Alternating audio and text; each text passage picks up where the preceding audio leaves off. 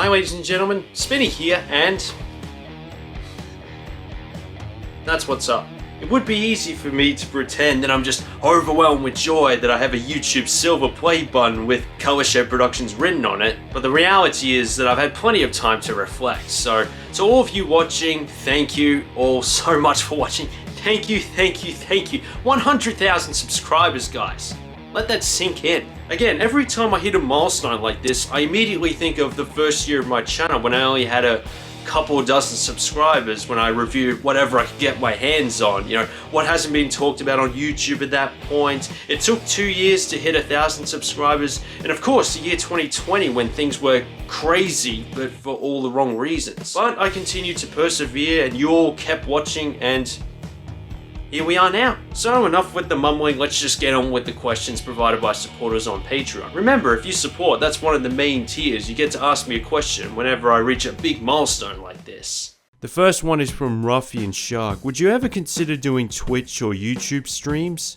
It would be a good way to do something productive with sitting back and just playing the game without thinking about how good or bad certain parts of a game are, since they're almost two different things. But with that said, no way. Short answer, being on the autistic spectrum, camera shyness, and poor improvisation. Which might sound ridiculous coming from someone who has a YouTube channel that has just reached 100,000 subscribers, but I can only go off a script. That's just how I am as a person, and I dread the thought of appearing live. That's why with the GTA 4 gameplay commentary series, it felt highly scripted. It was a game where every single mission I had something to talk about because I played it so much, and even then, I had notes in preparation in case I had nothing to say. Sometimes at a certain point in the middle of a mission, or in case I forget. Point is, what is considered a unique approach to a Let's Play, according to a few comments on these videos, was simply a way to get around the fact that I can't improvise. Whenever I said something or it pops into my head, most of the time it comes out of my mouth as mumbo jumbo. Therefore, I fixed it in post-production by re-recording the mumble jumble into something clearer. Imagine if it was for a game I didn't know, or if it was all live so all the mistakes are there forever. So basically, never say never, but at this moment, no way. Trust me, ladies and gentlemen, it would not be fun to watch. It would be boring after 5 minutes at best. And even if I was a natural, I'd rather put that time and energy into the reviews solely. I get a lot more satisfaction in releasing reviews rather than just unedited playthroughs. Maybe another gameplay commentary? If so, don't expect the next series to be 20 videos long.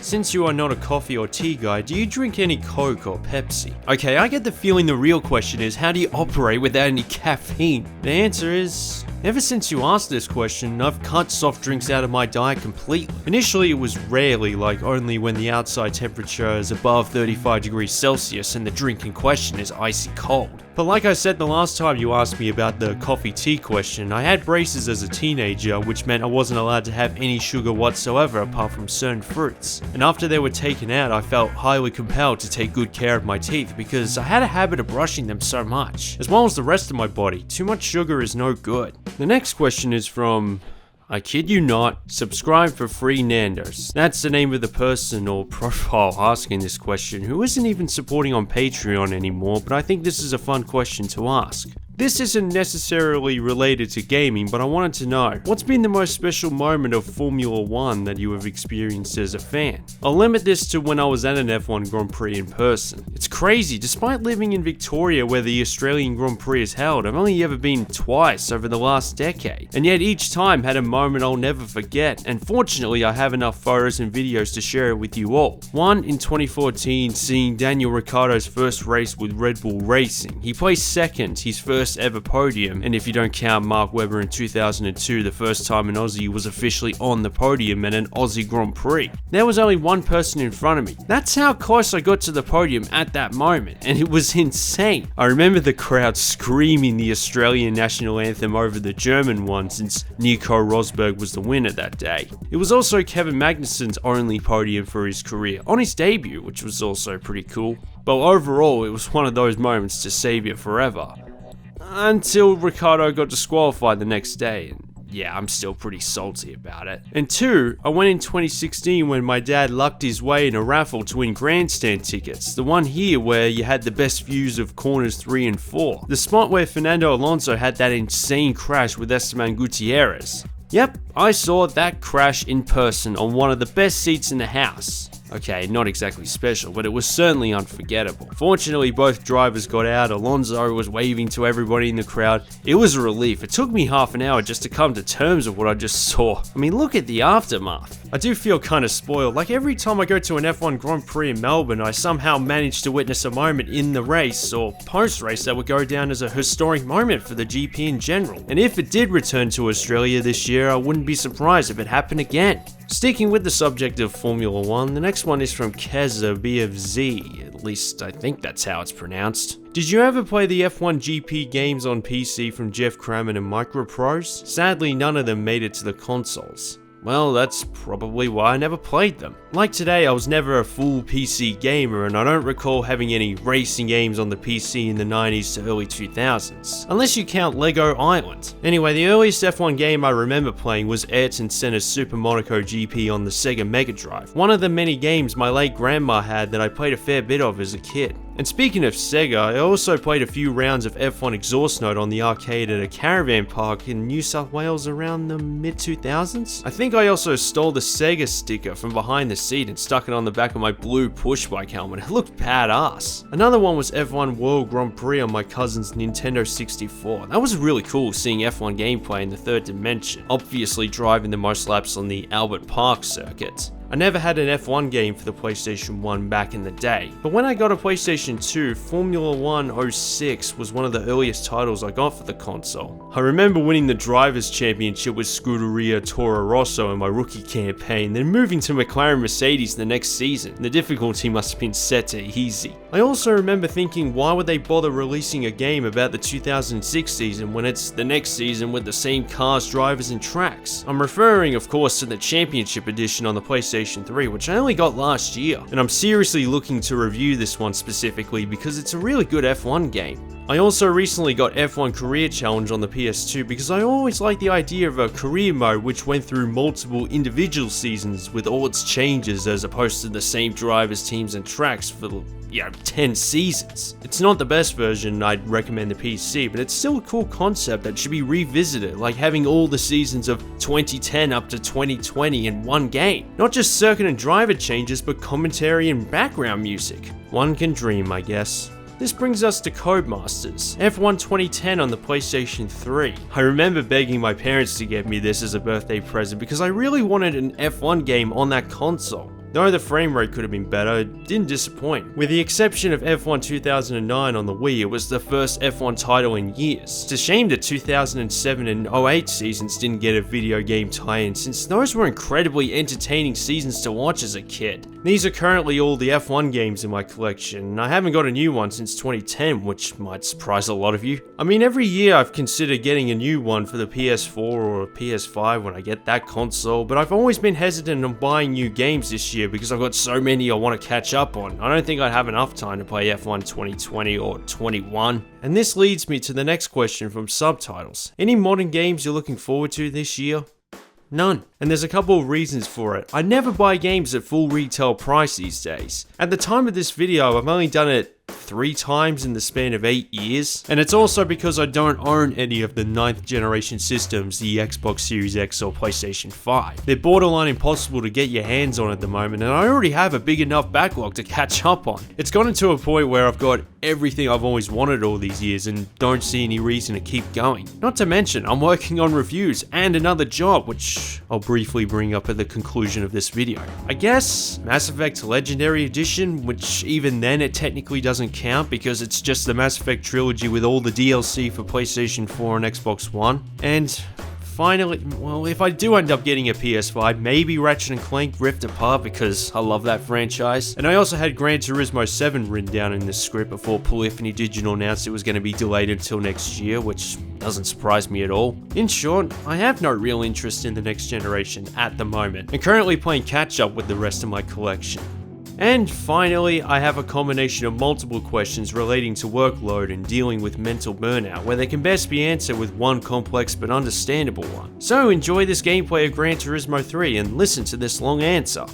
This is my theory. Part of it has to do with some YouTube channels being able to release content literally daily because they have multiple people working on it. And then you have channels like mine where it's the one person doing everything, and in their head they have this expectation to keep up with the rest because admittedly YouTube is a platform that rewards quantity over quality. And it's difficult, not impossible, but difficult to release something once a month or even weekly or fortnightly and be highly successful unless your videos are really good and you're able to expand your channel beyond just YouTube. There are also other pressures like trying to release a Class A video every time, worrying about what people think of them on social media, or just being overly dedicated to the point that you're not focusing on other aspects key to success. All these factors are why creators might eventually fatigue. It's a never-ending quest to reach a level where you can do this for a sustainable living, so whether you realize it or not, it will take a toll mentally, and the person will lose their enjoyment for it, which can show in their content. Now, I have taken longer to release game reviews since I came back from my break, but that's because during it I was able to secure a part-time job, which means I'm working between 30 to 40 hours a week, in addition to exercise and working on these videos, so my workload hasn't exactly been reduced, especially the last couple of months where I've worked closer to 45 hours a week and I've had to slip in this Q&A video in the middle of the reviews. I'm genuinely surprised I haven't passed out from exhaustion at this point. I also neglected a lot of other things, particularly socially, especially during this pandemic where there's really nothing else to do. And though it's more likely to burn me out mentally, it's definitely kept me sane during the worst stretches. Just staying active like nothing's happening when we have to stay home. At least here in Australia, since I'm from Victoria, where here in New South Wales are the worst hit states and to this day still going into hard lockdowns. During the GTA 4 gameplay commentary series where I was basically making a review that was 20 videos long on top of the structured reviews you'd expect from Colorshed in the middle of it, one person doing it all, that tipped me over the edge. It happens, we're not robots, we need to take a breather eventually. And even then, in hindsight, my break in September last year probably should have been an extra week longer, especially after getting that job. I only gave myself I think 10 days after 5.5 years of near daily work on this channel, working through university, internships, staying in shape fitness wise, and now adding parts of full-time work. But even through all that, I can't escape Colorshed Productions. It's an addiction to success that can only be understood by content creators who have done it for a long time. Once you catch a wave, you want to ride it as long as possible, while also trying to avoid jumping the shark. And nothing's more satisfying seeing weeks of hard work and passion finally put out there for the world to see. But even in the middle of making a video, you need to take a moment to clear your mind, sleep an extra couple of hours a day, or at least do something different. For example, while making a review for a certain game, I play something different to stop myself getting bored but remaining productive, because I do get sick of playing and thinking of the same game for a long time, and that could risk affecting the review, my general opinion of it. Like, if you consider a game monotonous, you have to ask yourself, is it just because you're playing it too much in a short span? That's why I highly rate games where I know that I have to force myself to stop playing it because I like it so much, like Mass Effect 2, Burnout 3 Takedown, or Metroid Prime, to name a few. They never feel monotonous. Or during editing, wanting to get it over with and unintentionally taking shortcuts, which you'll only notice when the video is already published, and that can be frustrating. Even today, I'm still finding issues in the last few videos to the point that I almost write the whole thing off as a failure. For example, when I published the Need for Speed Hot Pursuit 2 review and saw what other channels did around the same time, I realized my review was terrible in comparison, which is probably harsh and it could be the perfectionist mentality creeping in, but nothing's truly good enough when I do something. You can say whatever you want in the comments section, but the harshest person on this channel is me. But that's how I improve. Like, watch the original Gran Turismo 1 review from 2015, and then watch the recent re-review from 2021. With every video, it's about taking baby steps, and if you watch one video from each year, it shows. It's all about finding different ways to motivate yourself, like add an extra effect, try a different type of game, type of video, and as you just saw in the intro, a new video camera, which are also handy in expanding my video editing arsenal and could come in handy in another career path. And also set targets and milestones so you have something to celebrate, a reason to push yourself, which makes the motivation feel more positive. But at the same time, give yourself a chance to recharge your batteries every once in a while. At worst, your momentum won't crash and burn, it'll just take a few extra weeks longer. And finally, most importantly, this doesn't just go for content creating, but anything in general.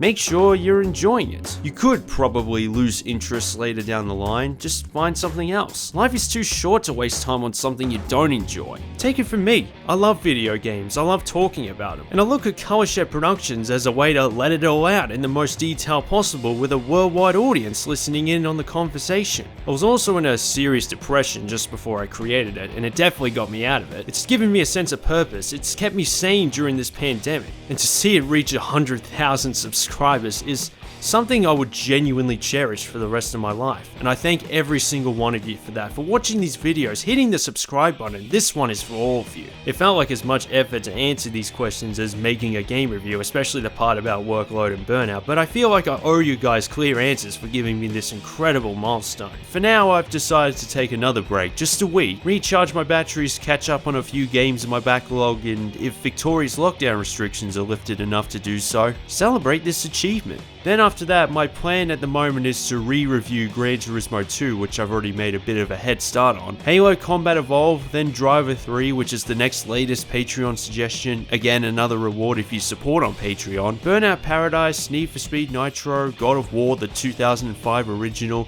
Those are some of the games I also intend to review in the future, but overall, long term, keep going, keep improving the content, release as many reviews as possible, and potentially expand beyond just game reviews. I still feel like I have a long way to go when it comes to content creating. There's no such thing as the ceiling, and the next giant target is 1 million subscribers. Can we do that? Well, don't forget to like, share, subscribe, Twitter, Patreon, Facebook, and again, thank you all so much. I mean, that's what this video is really about. Just a big thank you to everyone who's watching for all these years, for all the support. I posted the milestone all over social media, and the reaction has just been kind and amazing, and it definitely gives me the motivation to reach the next giant target. But for now, you all have a good day, stay safe, and speak to you soon. You know what, that actually still makes me a little bit speechless. Side note, I also want to thank Ruffian Shark, Jerry Thomas, Subscribe for Free, Nando's, VXL, Keza BFC, and Subtitles for the questions, as well as the rest of the patrons who have supported this channel over the years. You are all legends. Once again, the perks of supporting on Patreon include asking me something about this channel for Q&A videos like this one, being credited in every video, and to suggest which game I should review in the future. Split Second, Tom Clancy's Splinter Cell, Killzone, and Sleeping Dogs are the most recent examples. The link is in the description along with Twitter and Facebook, but most importantly, again, thank you ladies and gentlemen for 100,000 subscribers, and thanks for watching.